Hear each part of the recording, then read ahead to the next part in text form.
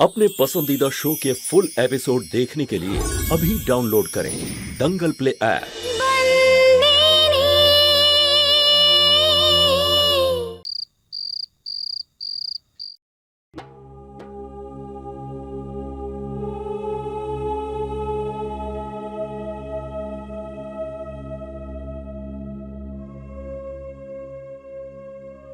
একটা টাওয়াল নেই আমার ঘরে।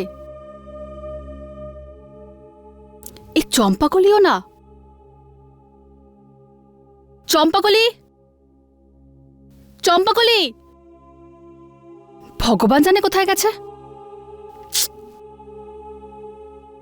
হয়তো গেস্ট রুমে আছে। আমাকেই নিয়ে আসতে হবে। মা তাড়াতাড়ি করো না। একটু ভালো করে বস না, এত নড়ছিস কেন?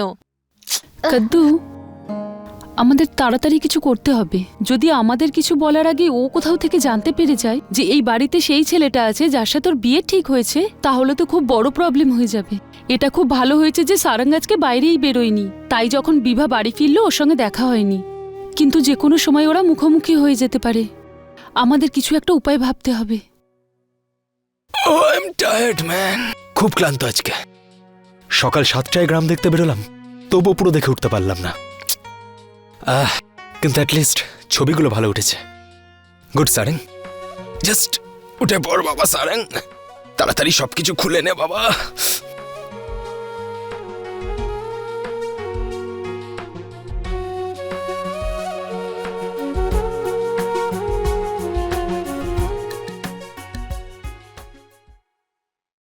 চম্পাকলি,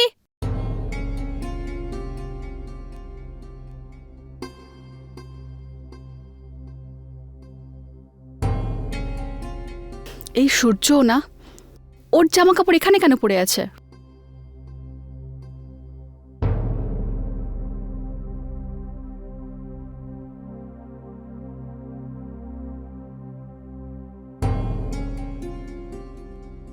শ্যাম্পুটাও আমি নিয়ে নিই।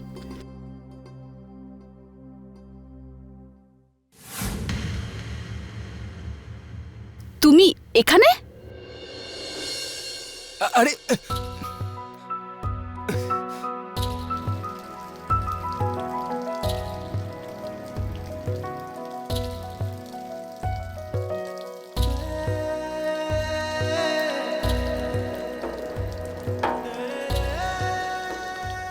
আমি এর আগেও তোমাকে কোথাও দেখেছি। Shut up! এটা তো বিভার গলা। গেস্ট রুম থেকে আসছে তো। এসে গেছে ঝড়, মনে হচ্ছে বিভা সারাঙ্গকে দেখে ফেলেছে।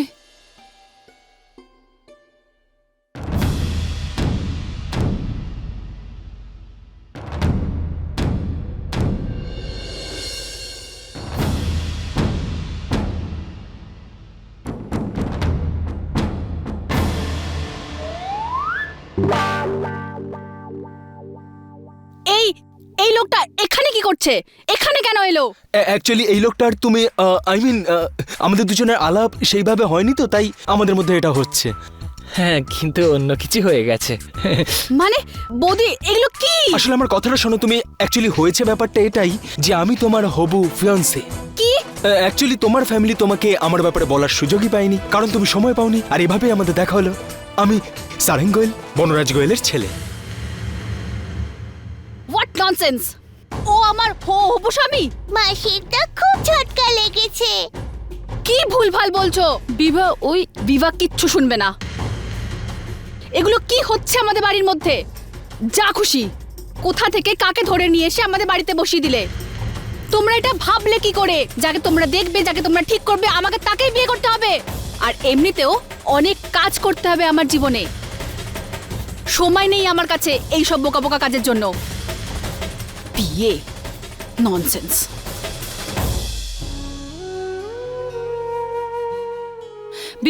বিভা শোনো তো। কদ্দু, বিভা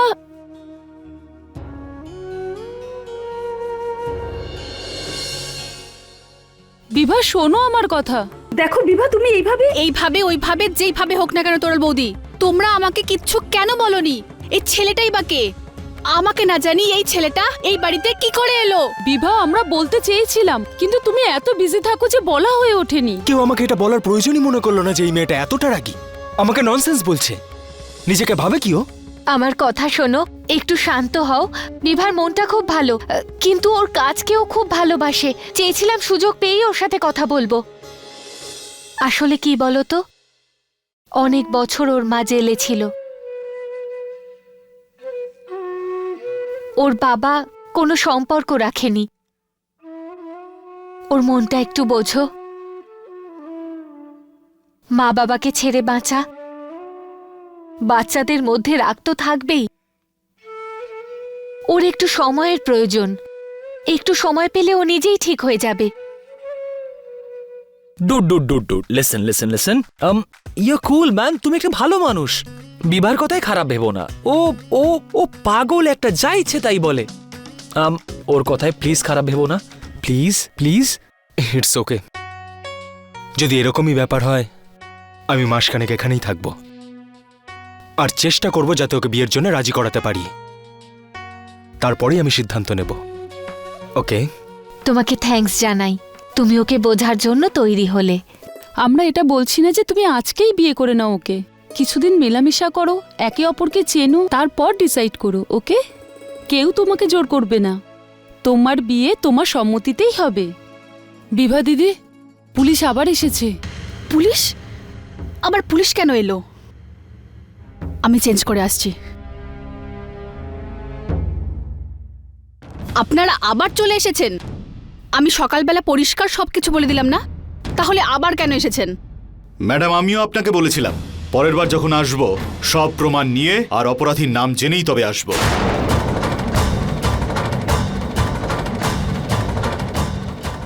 আর এবার তো আমার কাছে বেশ জোরালো প্রমাণ রয়েছে। আই উইটনেস, সেই মহিলাই নিজে এসে রিপোর্ট লিখিয়ে গেছেন যাকে অপহরণ করা হয়েছিল।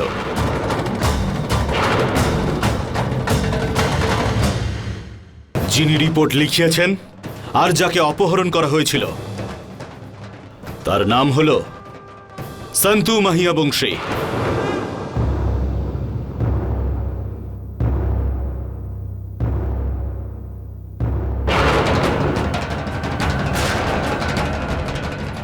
আর যে দুজনের বিরুদ্ধে উনি রিপোর্ট লিখিয়েছেন সেই দুজন অপরাধীর নাম হল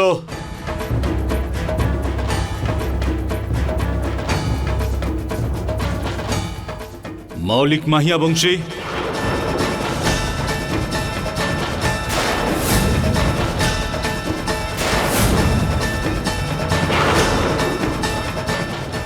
আর সন্দীপ চৌধুরী।